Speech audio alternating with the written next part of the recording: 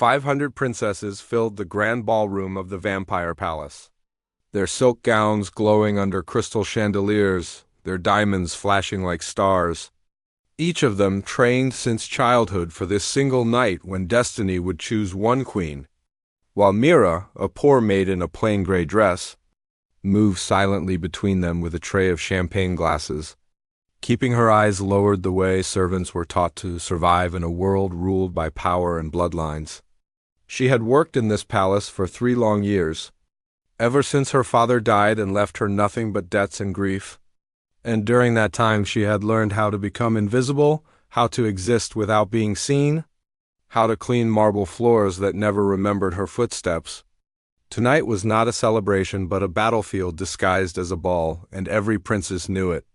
Their smiles were sharp, their laughter calculated, their curtsies rehearsed to perfection, because the prize was King Alistair, the vampire king feared across kingdoms, immortal, cold, and powerful beyond imagination. He sat on his throne of dark silver, dressed in black, without a crown because he needed none, his presence heavy enough to silence even the most arrogant nobles, his eyes ancient and unreadable as if he had already seen every possible ending to this night. Servants whispered as they passed each other through the crowd, speaking of alliances, treaties, and wars that could be ended or started by the king's choice. And Mira heard it all as she always did, unnoticed, absorbing secrets that were never meant for someone like her. "He'll choose before midnight," another maid whispered nervously, glancing at the princesses who stood straighter every time the king shifted his gaze. Mira nodded without replying, her hands aching, her heart pounding, because she knew the safest place during moments like this was far away, hidden in the servants' corridor where fate could not reach her. King Alistair rose from his throne and the music died instantly, the silence spreading like a spell across the room, making even the air feel heavy. He descended the steps slowly, his voice calm and commanding as he spoke of tradition, of the need for a queen, of heirs and alliances, while princesses leaned forward with hope burning in their eyes. Mira quietly stepped backward, preparing to disappear, but something in the room changed, something she could not explain. And before she could escape, the king stopped walking. "I have considered carefully," he said, passing by the first row of princesses without stopping, then the second, then the third, confusion spreading across beautiful faces that had never known rejection. Mira's back brushed the servant's door, relief flickering through her chest, when the king's voice cut through the silence again. "And I have chosen." The room froze. Mira felt her breath catch as King Alistair turned, not toward the princesses, but toward the shadows where servants stood. His eyes locked onto hers, sharp and certain, and the world seemed to tilt. The tray slipped from her trembling hands, crystal shattering loudly across the marble floor, the sound echoing like thunder in the stunned ballroom. Every head turned. 500 pairs of eyes found the maid in the simple dress, her hair escaping its bun, flowers still faintly dusting her sleeve from the kitchens. Mira's legs refused to move as shame and fear crashed through her, convinced this was a mistake, a cruel joke meant to humiliate her. "Come here," the king said quietly, extending his hand, his voice leaving no room for refusal. Gasps rippled through the room as Mira stepped forward, her worn shoes crunching glass, walking between silk gowns and hostile stares, feeling as though she were walking toward her execution rather than a throne. Some princesses looked at her with fury, others with disbelief, and a few with cold pity, but none spoke.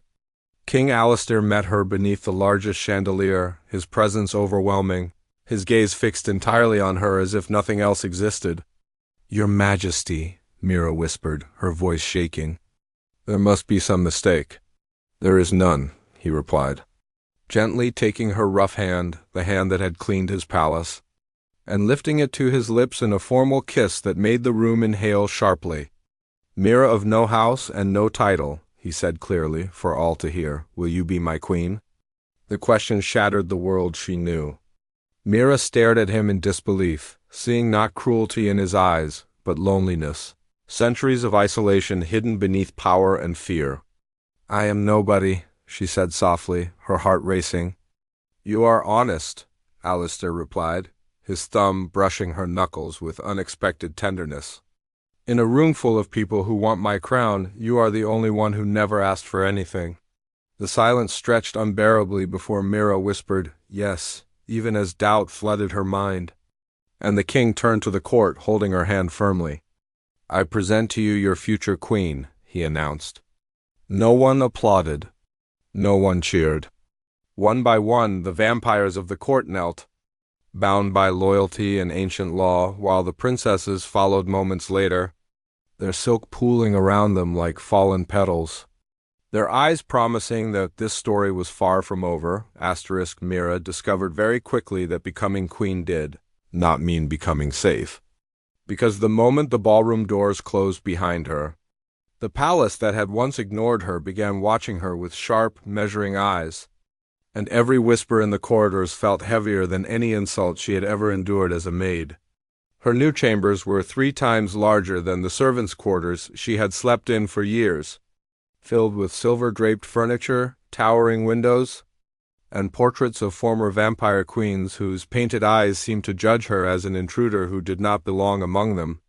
She stood in the center of the room, hands clasped tightly, afraid to touch anything, afraid that even breathing too loudly would reveal her as an impostor.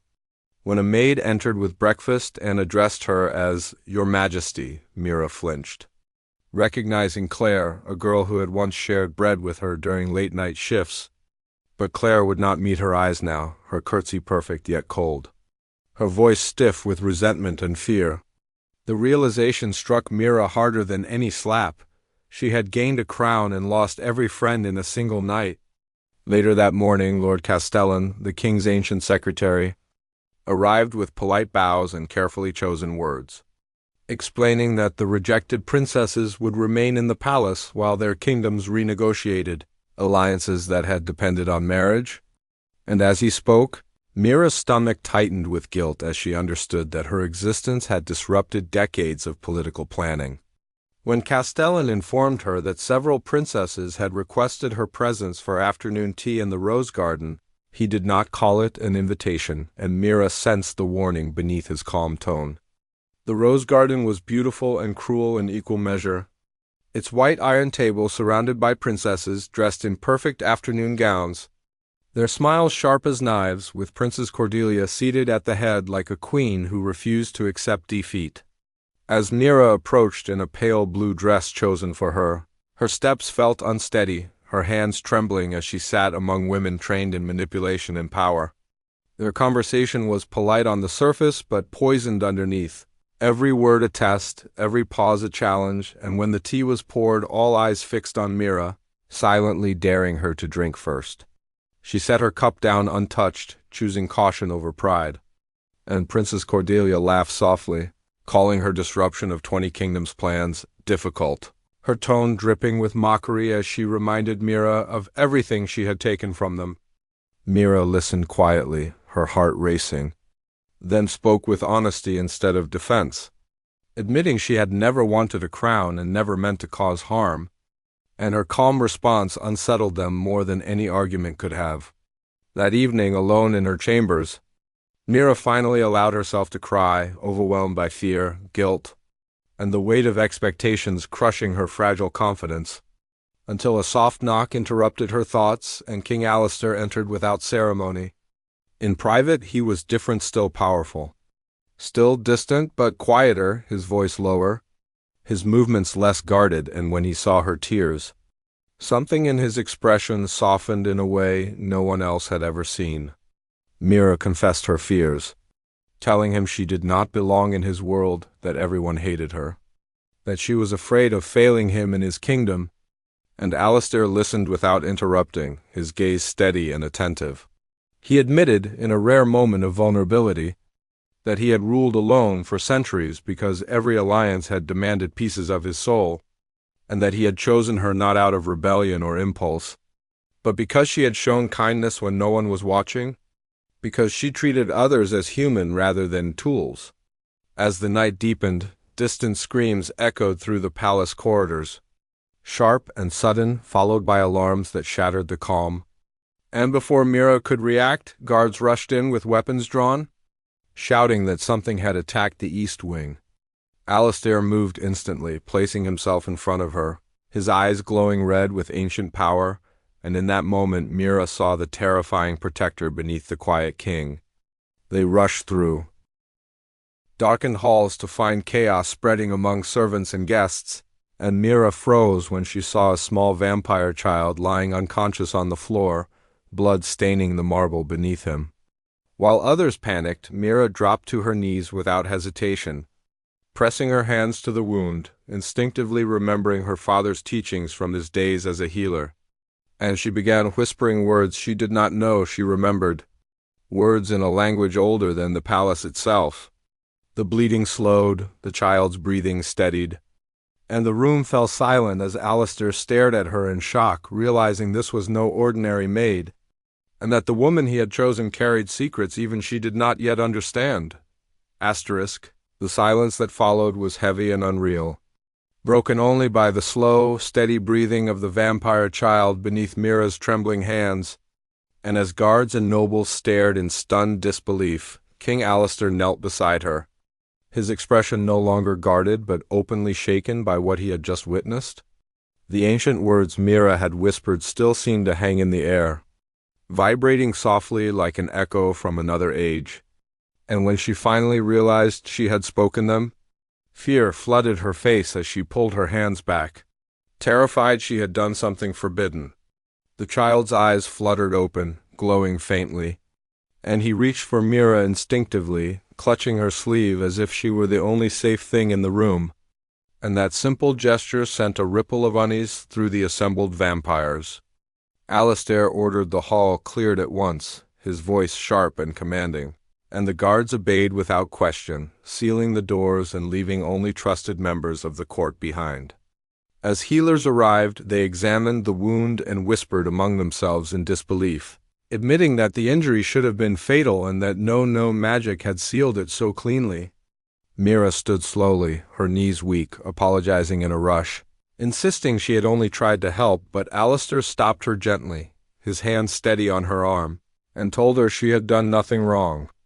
Later, in a private council chamber lit by flickering blue flames, Alistair demanded answers from his advisors while keeping Mira close at his side. And it was then that an elder vampire finally spoke the truth. The words Mira had used were from the first tongue, an ancient healing language believed lost to time, spoken only by those bound to old blood pacts that predated vampire kingdoms themselves. Mira listened in shock, fragments of memory stirring painfully in her mind, half-forgotten nights with her father murmuring strange lullabies, herbs drying by candlelight, and stories of an old promise he had never fully explained.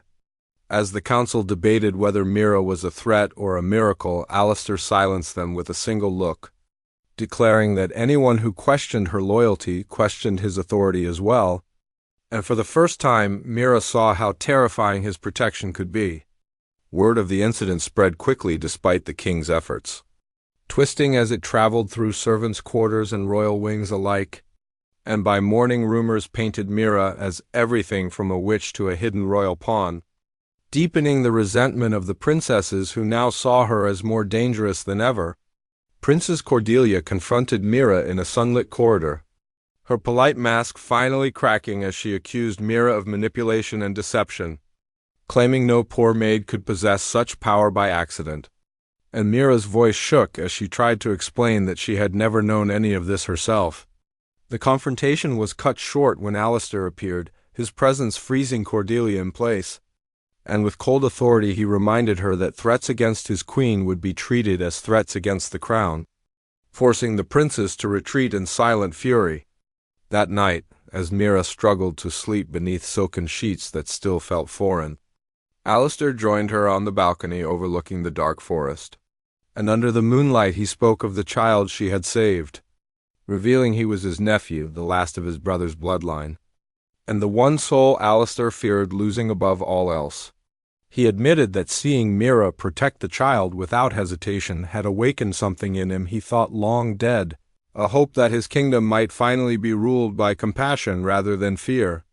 Mira, overwhelmed, confessed her terror of becoming a symbol people hated, of being blamed for chaos she never wanted, and Alistair listened quietly, then promised that she would never stand alone again, that his power would shield her until she learned to wield her own. As the night deepened, assassins struck from the shadows of the palace, slipping past guards with deadly precision, proving that the threat against Mira was no longer whispered jealousy but real and immediate danger. Alistair fought like a storm unleashed, his movements lethal and controlled, while Mira was forced to hide behind him, her heart racing as she realized her presence had turned the palace into a battlefield.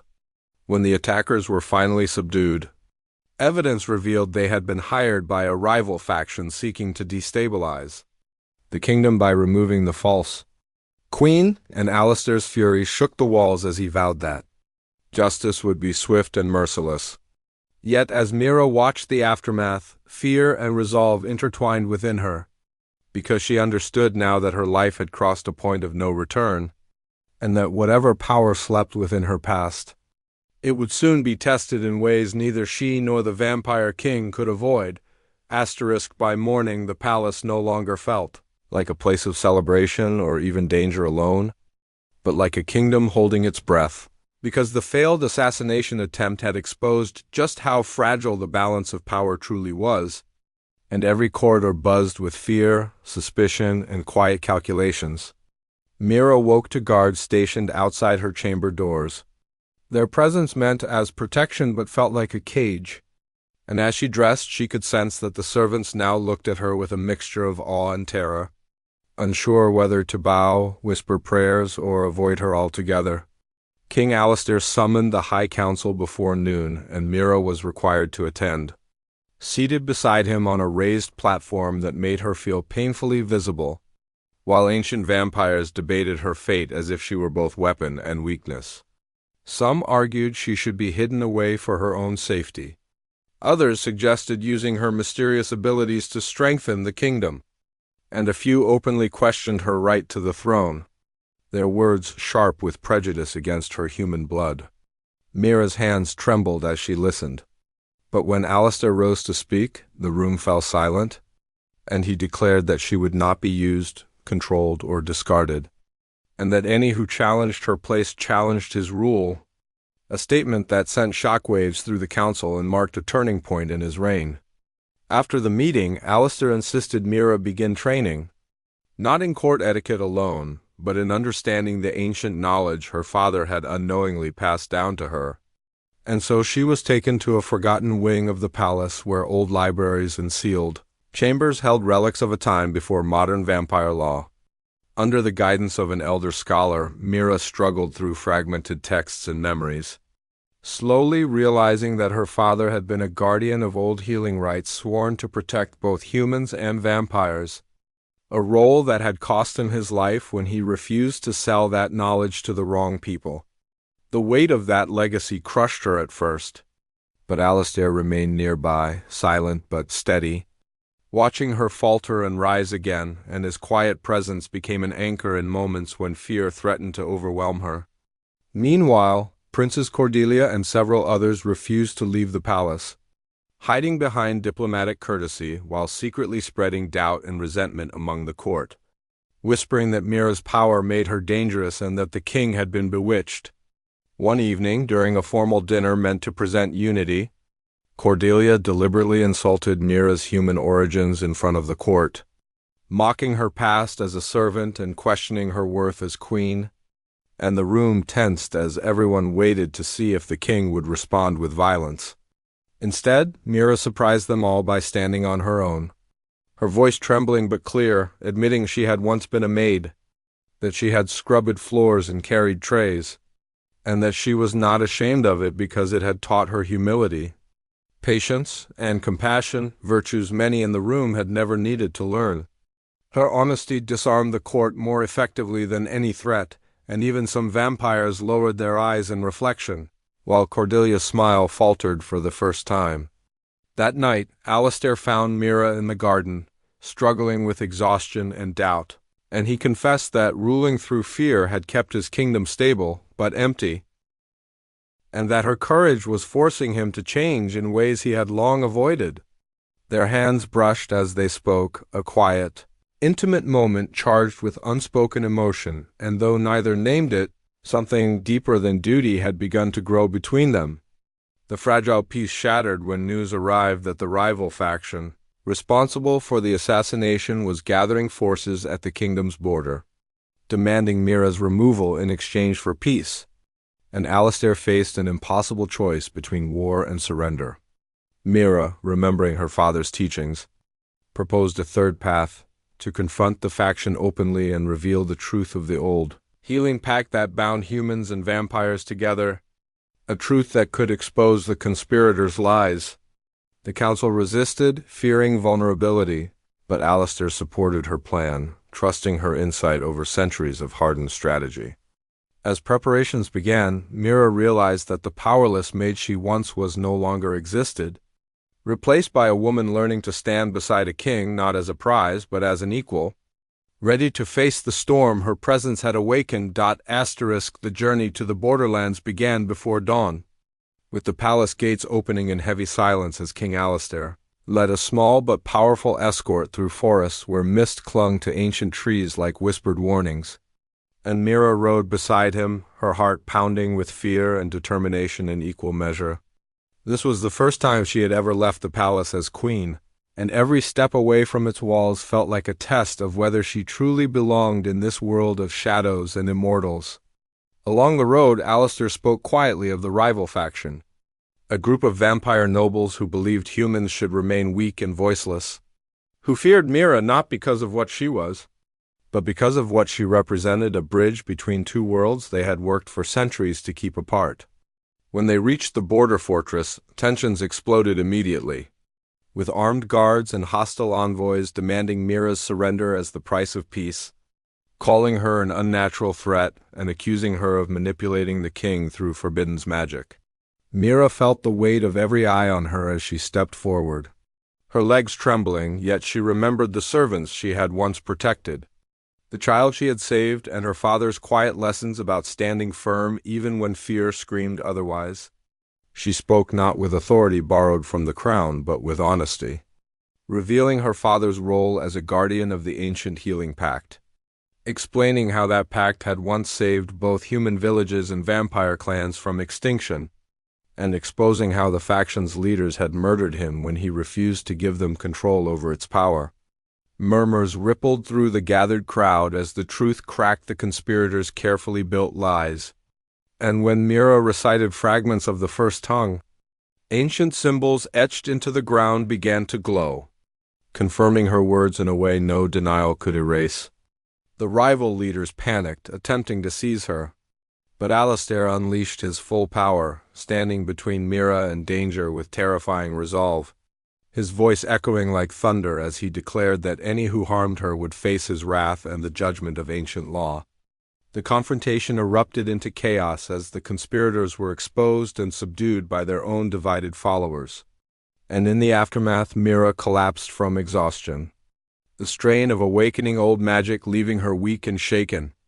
Alistair carried her himself, ignoring rank and protocol, and as she drifted in and out of consciousness, she felt something shift irrevocably between them, a bond forged not by ceremony but by shared sacrifice. When Mira awoke in the fortress chambers, she learned that peace had been secured not through war but through truth, and that the border clans had pledged loyalty to a new order that recognized the value of both strength and compassion. Back at the palace, the mood had changed. Whispers of doubt were replaced by reluctant respect, and even those who had once scorned Mira now bowed with genuine acknowledgement of her courage. Princess Cordelia was stripped of her influence and quietly sent home, her ambitions undone by her own cruelty, a moment of instant karma that spread satisfaction throughout the court. As days passed, Mira grew stronger, embracing her role not as a symbol to be displayed, but as a leader who listened and healed, and Alistair watched her with a mixture of pride and awe, realizing that she had become the heart his kingdom had been missing. One evening, under the same chandelier where he had first chosen her, Alistair confessed that what began as admiration had become something deeper, something dangerous and precious, and though he did not speak the word love, Mira felt it in every quiet gesture, every moment he chose her over fear. She admitted her own feelings slowly, unsure but hopeful, and together they stood not as king and possession, but as partners shaping a future neither had imagined. Yet, as the kingdom celebrated, a final challenge loomed. Because ancient law demanded a public trial to legitimize Mira's rule and silence all remaining opposition, and the outcome would decide whether their fragile peace would endure or shatter forever. The day of the trial arrived beneath a sky heavy with dark clouds, as if the world itself waited to see whether justice or prejudice would rule the vampire kingdom. And the grand hall filled once more with nobles, elders, servants, and guards, all summoned to witness the final judgment of the human girl who had become their queen. Mira stood at the center of the chamber without armor or jewels, dressed simply, her hands steady despite the fear in her chest, because she knew this moment was not about power but truth. Ancient law demanded that any queen without royal blood prove her worth before the council and the people, and accusations were read aloud that she was human, that she had disrupted alliances, that her presence endangered the realm, and that her power was unnatural. One by one, elders questioned her, testing her knowledge, her intentions, and her loyalty, and Mira answered honestly, admitting her fear, her mistakes, and her lack of ambition for the crown, but speaking firmly about her belief that strength without compassion led only to endless violence. When asked why the king had chosen her over 500 princesses, Mira did not speak of destiny or magic, but of kindness witnessed in silence, of a world where the lowest were ignored until someone finally looked at them, and her words stirred unease and reflection throughout the hall. Then King Alistair rose, breaking centuries of tradition by standing beside her instead of above her, and declared that he would accept whatever judgment the court rendered, even if it meant losing his throne, because a kingdom that rejected compassion did not deserve his rule. The chamber erupted in shock, but before the elders could respond, the small vampire child Mira had saved was brought forward, alive and well, and his guardian testified that no royal healer had been able to do what Mira had done, that her actions had saved not only a life but a bloodline. Servants stepped forward next, trembling but brave, speaking of Mira's years of quiet kindness, of how she defended the weak when no one was watching, and how she had never once used her new power to seek revenge. The final blow came when ancient records were revealed, proving her father's role as a sworn guardian of the old healing pact, confirming that Mira's gift was not forbidden's magic, but a legacy meant to protect balance between worlds. Faced with undeniable truth, the elders were forced to render their verdict, and in a moment that reshaped history, they declared Mira's rule legitimate, her humanity not a weakness but a bridge that strengthened the realm. The hall fell silent before erupting into a wave of kneeling figures, not bound by fear this time but moved by respect, and Mira felt tears slip down her face as she realized she was no longer alone. In the days that followed, the kingdom transformed slowly but unmistakably. With new laws protecting the vulnerable, new alliances formed through trust rather than threat, and whispers of rebellion fading into memory.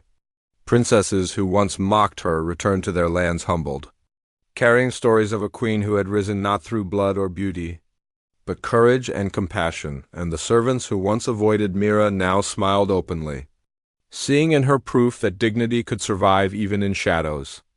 On a quiet night beneath the moon, Alistair and Mira stood together on the palace balcony, the weight of the crown no longer crushing but shared and without ceremony or witnesses. He took her hand and spoke not as a king but as a man who had learned to hope again.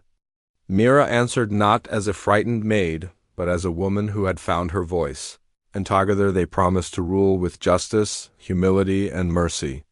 The story of the vampire king and the poor maid spread across kingdoms as a reminder that power bows to truth, that kindness can rewrite destiny, and that the worth of a soul is never measured by title or birth, but by the courage to do what is right when no one expects it.